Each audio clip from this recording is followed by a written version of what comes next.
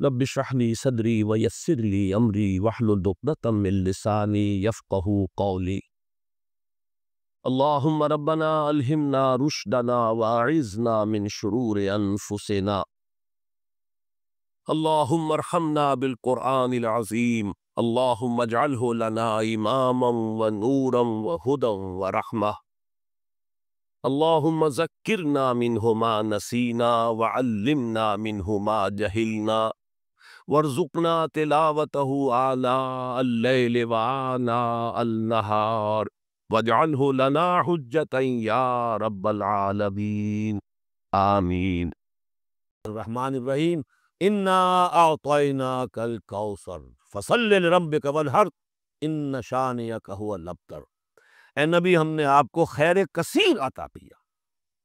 اس خیر کثیر میں یوں تو یہ کہ حوض کوثر وہ بھی اسی میں شامل ہے، لیکن یہ کہ اس پر آپ کو 25-30 قول مل جائیں گے۔ قرآن سب سے بڑا خیر کثیر ہے، بہت بڑا خیر کثیر۔ حکمت، ومن یؤت الحکمت فقد اوتی خیرا کثیرا، جس کو حکمت اور دانائی دے دی گئی اس کو تو خیر کثیر دے دیا گیا۔ تو ہم نے آپ کو وہ سب کچھ عطا کر دیا ہے، اور بہتات کے ساتھ عطا کر دیا ہے، جو انسان کی انسانیت کے لیے، اس کے لیے یوں سمجھیے کہ ترہ امتیاز بن سکتا ہے۔